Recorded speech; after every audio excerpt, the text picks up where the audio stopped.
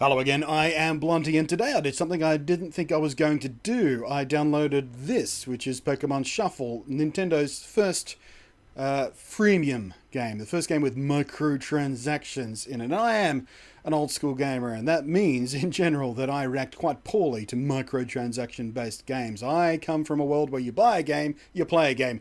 Both parties know what they're going to get at the end of the day. The publisher knows they're going to get X number of money, and the gamer knows they're going to spend X number of money and get Y game. And it was all fair and reasonable, and there was none of this freemium design game which corrupts game design into trying to trick people into spending and spending and spending and spending and spending more and more real world money while trying to hide from them how much money they're actually spending. It strikes me as sleazy and underhanded and dirty, and I don't like it.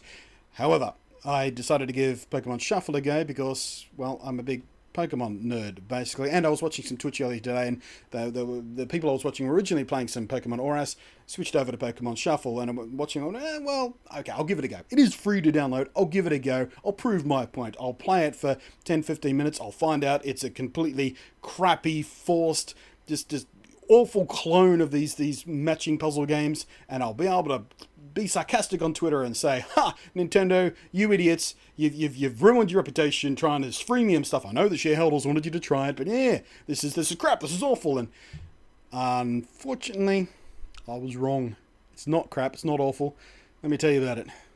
Now, I'm not going to run you through the basic rules here for a couple of reasons. Firstly, because trying to explain them out loud to someone, it makes it sound way more overcomplicated than it actually is when you just dive in and play through the introductory tutorial levels. And secondly, because I'm guessing most people out there will have at least tried one of the countless other variants of this type of match 3 or more puzzle game thingies. I mean, after all, they are kind of the hepatitis of phone gaming. They spread like a disease.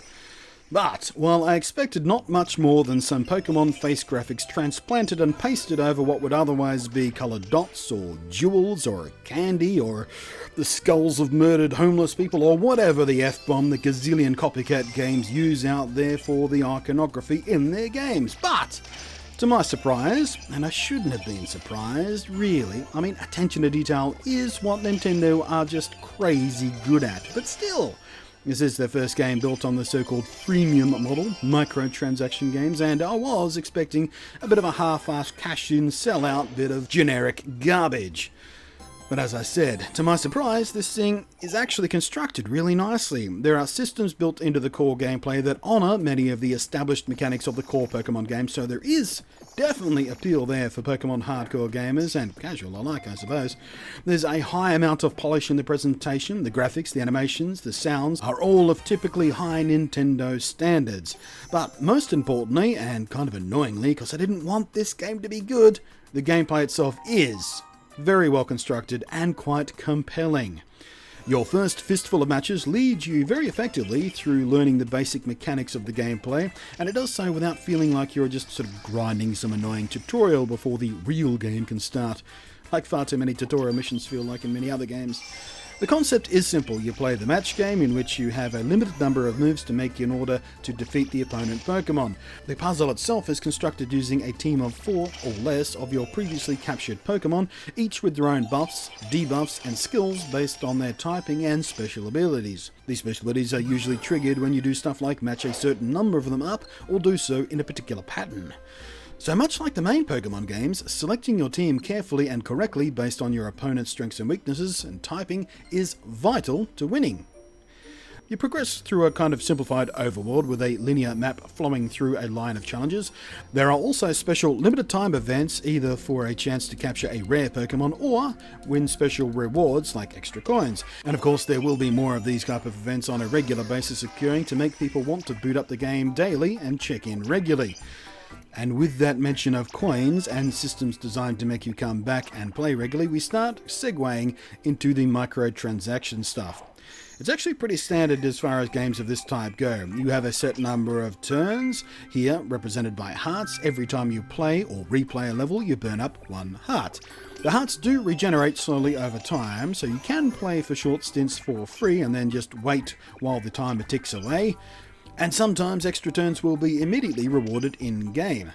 You buy more hearts with a currency called jewels, and you'll occasionally get these jewels as in-game rewards too, but for the most part, this is the thing that costs real-world money. The purchase prices you see here on screen may vary depending on where you are in the world. These, like me, are Australian.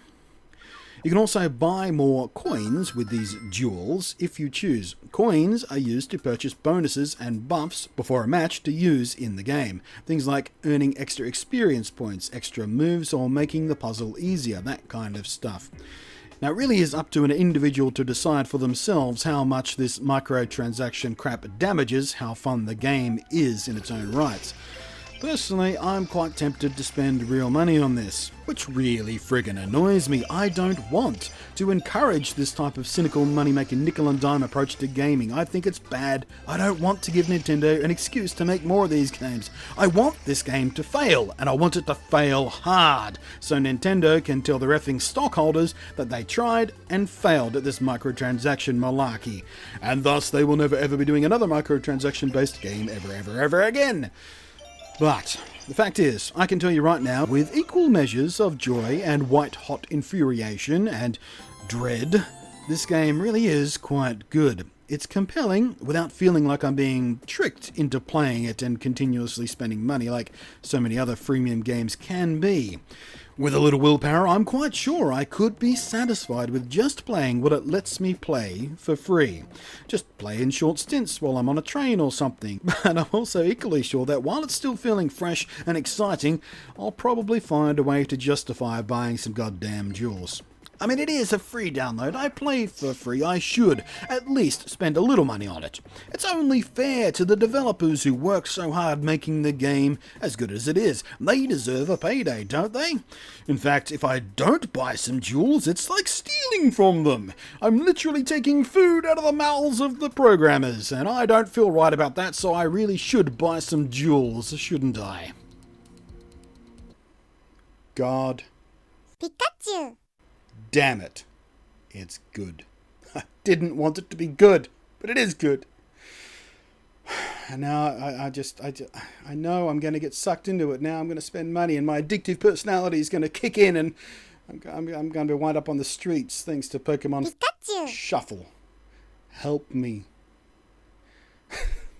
Thanks for watching. I am Blunty. I will catch you next time if I ever surface again.